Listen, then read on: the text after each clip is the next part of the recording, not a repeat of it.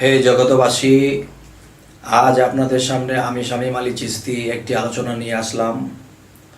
তো এই আলোচনাটি সৃষ্টি নিয়ে একটু আলোচনা করব।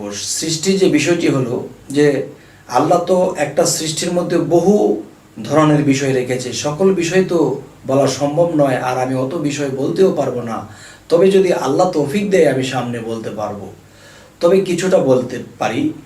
সেটা বিষয় হলো যে এই পৃথিবীতে কেউ বলে আলো ভালো, আবার কেউ বলতেছে যে না অন্ধকার ভালো।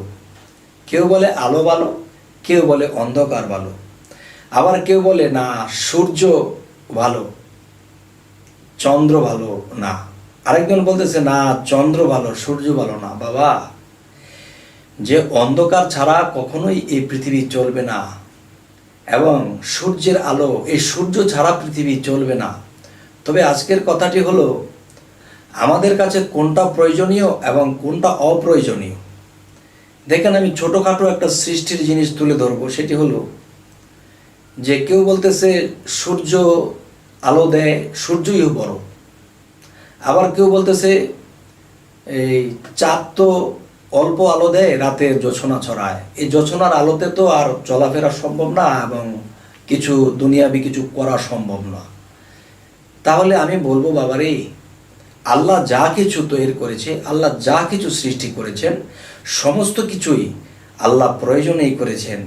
যে যদি বলি আমি তো ডান হাত দিয়ে কাজ করি, বাম হাত না হলেও চলে, বা এটা রেখে দিলেও চলে, যে আমি ডান হাত দিয়ে কাজ করি, বাম হাত আমার অবসরেই থাকে। যদিও অবসর থাকে, এমন এমন কাজ আছে যে ডান হাতে কুলায় না, তখন বাম হাত আমাকে হেল্প করতেছে।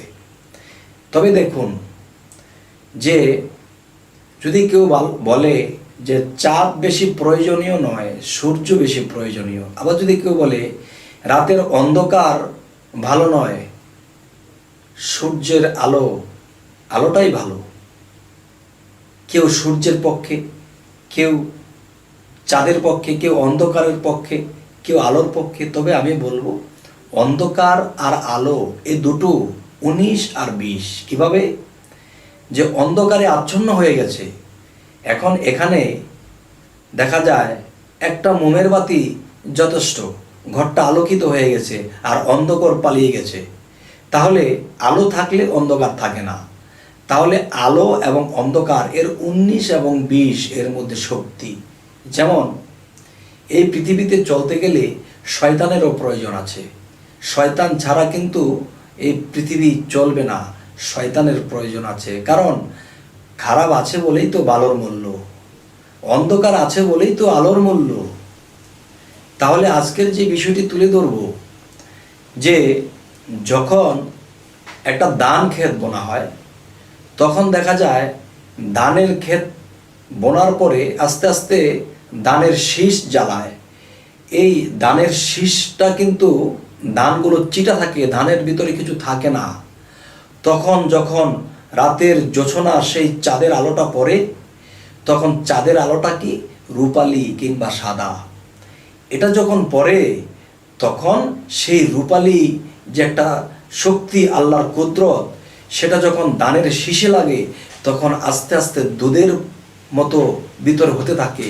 চাঁদ যেরকম সাদা, চাঁদের আলো যেরকম সাদা, ঠিক তেমনি করে এরকম ভাবে দেখা গেছে যে সাদা আল্লাহ কুদরতে সেই ধানের চিটাটার ভিতরে দুধের পরিণত হয়।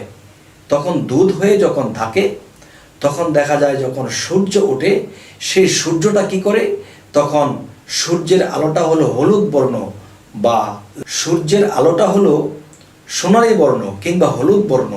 তখন সেই ধানটাকে ভিতরে চাউলের দুধটাকে সে চাউলে পরিণত করে, এবং ধানটাকে তখন দেখা যায় যে হলুদে পরিণত করে।